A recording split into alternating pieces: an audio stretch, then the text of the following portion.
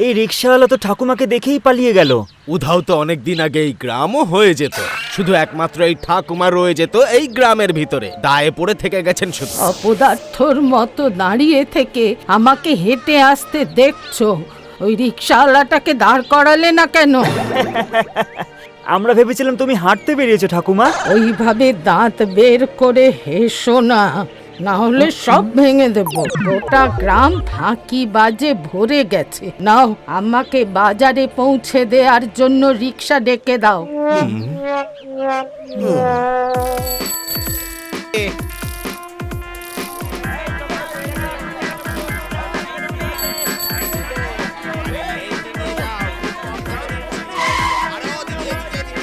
ঠাকুমা 20 টাকা হয়েছে। কি বললে? 20 টাকা? কিসের জন্য? ঠাকুমা বাজারে আসার জন্য। তা বাজারটা কি আমার নিজের নাকি যে আমি টাকা দেব? ঠাকুমা তোমায় গ্রাম থেকে নিয়ে এলাম না। তুমিও তো আমার সঙ্গে এসেছো, তাহলে আবার কিসের টাকা?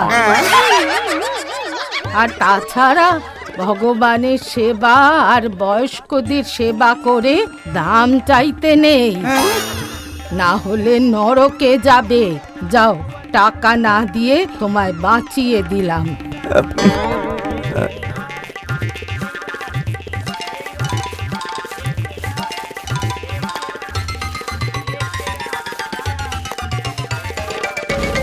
আম কত করে? 50 টাকা কেজি। টক হবে না তো? মিষ্টির গ্যারেন্টি দিচ্ছি ঠাকুমা, মিষ্টি না হলে টাকা ফেরো। তাহলে একটা আম খাওয়াও।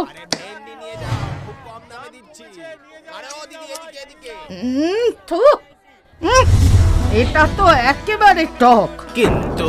কিন্তু আবার কি? তুমি তো বলেছো মিষ্টি না হলে টাকা দিতে হবে না।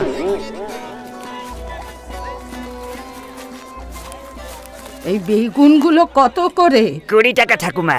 যদি পোকা বেরোয় তাহলে? ঠাকুমা পোকা বেরোবে না, আজই টাটকা নিয়ে এসেছি। আর যদি ঠিক মতো রান্না না হয় তাহলে? ঠাকুমা ভালোভাবেই সেদ্ধ হবে। আমি আজ এই বেগুন টাকা ছাড়াই নিয়ে যাব।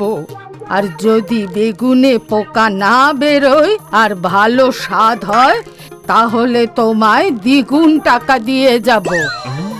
দাও, 1 কিলো দিয়ে দাও।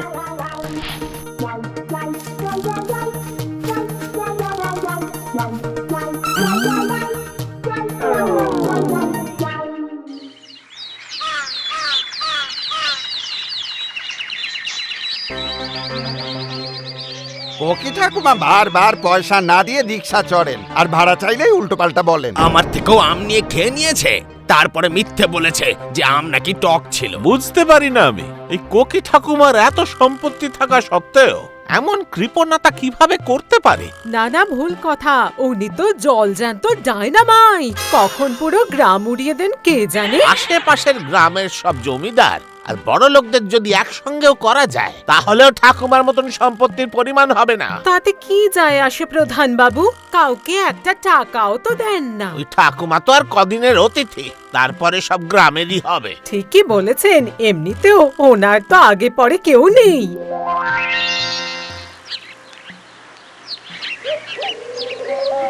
বাসন নেবে গো, রং বেরঙের মাটির বাসন, কাঁচা মাটির নয় পোড়া মাটির বাসন। কি বিক্রি করছো? ঠাকুমা মাটির বাসন আছে গো।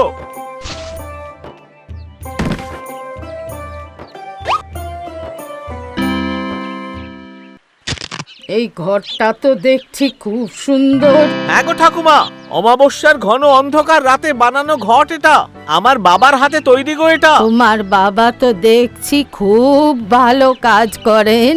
করে নয় গো ঠাকুমা, করতো। এই ঘরটা বানানোর পরেই সে চলে গেল, তারপর এই প্রথম বেরোলাম রোজগারের জন্য। দাও, এই ঘরটা আমায় দাও, আর আমি তোমার বাবার জন্য ভগবানের কাছে প্রার্থনা করব উনি যেন স্বর্গে যান। দাও এটা আমাকে। ও ঠাকুমা, এটা বিনা পয়সায় দিতে পারবো না। বাবার শেষ নিদর্শনটাও টাকা দিয়ে বেচবে লোভী মানুষ? তোমার বাবার আত্মা কত দুঃখ পাবে। আরে আমি একটা বুড়ি মানুষ, এই ঘরটা থেকে ঠান্ডা জল খেয়ে রোজ তোমার বাবার জন্য প্রার্থনা করব। যাও যাও যাও।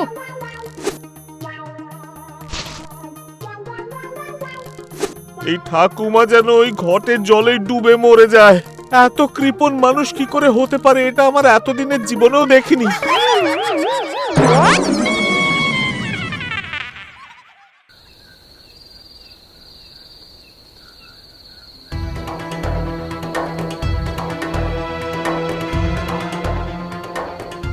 জল জল জল, কেউ একটু জল দাও, জল দাও না কেউ।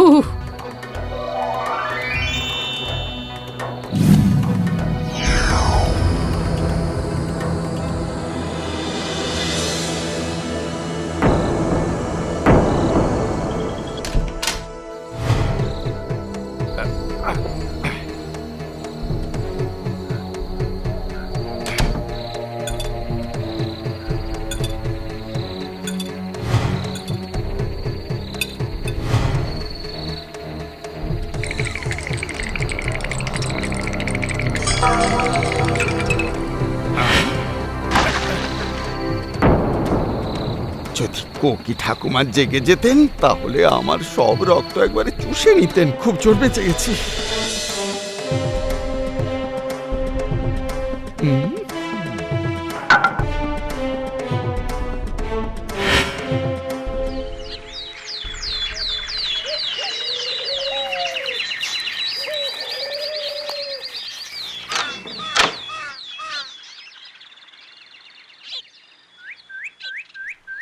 দিদা, ও দিদা, কি হলো?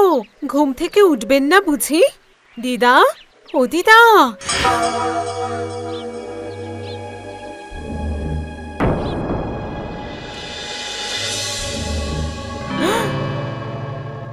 ও বাবা, গ্রামে তো লটারি লেগেছে, দিদা যাওয়ার ভিসা পেয়ে গেছেন।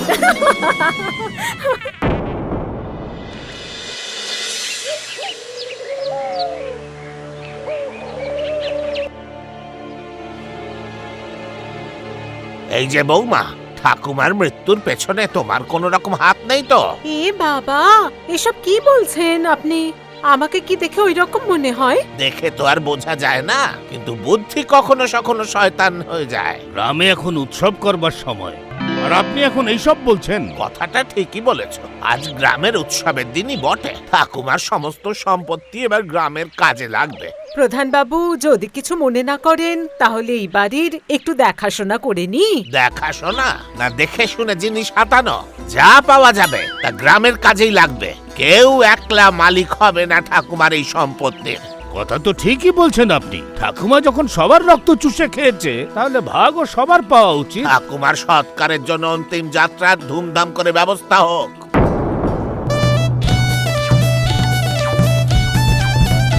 কোকি ঠাকুমা চলে গেছে, আমাদের প্রাণ বেঁচে গেছে। কোকি ঠাকুমা চলে গেছে, আমাদের প্রাণ বেঁচে গেছে। কোকি ঠাকুমা চলে গেছে, আমাদের প্রাণ বেঁচে গেছে।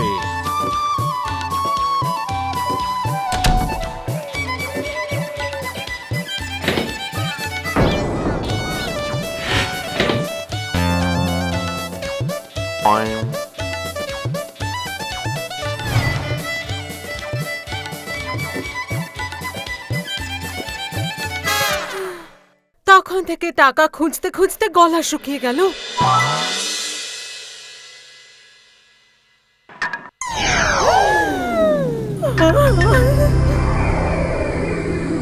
কোকি ঠাকুমা চলে গেছে, আমাদের প্রাণ বেঁচে গেছে। কোকি ঠাকুমা চলে গেছে, আমাদের প্রাণ বেঁচে গেছে। ঠাকুমার ভূত, ঠাকুমার ভূত, পালাও পালাও পালাও। আরে হাঁদারা, আমি ভূত নই। তুমি তো মরে গিয়েছিলে। মরুক আমার শত্রু, আমি তো ওই ঘরটার মধ্যে বন্দি ছিলাম। এর মধ্যে মনে হচ্ছে ঠাকুমার আত্মা ফিরে এসেছে, কিন্তু বুদ্ধিটা ভগবান ওখানেই ঢুকিয়ে রেখেছে। চুপ করো, না হলে তোমার মাথা আমি ঠিক করে দেব। কাল আমার খুব জল তেষ্টা পেয়েছিল। আর কিছুক্ষণ যদি ঘটের ঢাকনাটা আটকানো থাকতো, তাহলে তো ঠাকুমাও শেষ হয়ে যেত। না থাকতো বাঁশ আর না বাজতো ওই বাঁশি। আরে কানে কানে কি ফুসুর ফুসুর করছো? ভগবান আমাকে আরো 100 বছর আয়ু দিয়ে পাঠিয়েছেন। সে কি? তার মানে এই গ্রামে শুধু এই ঠাকুমাই থাকবে? হ্যাঁ,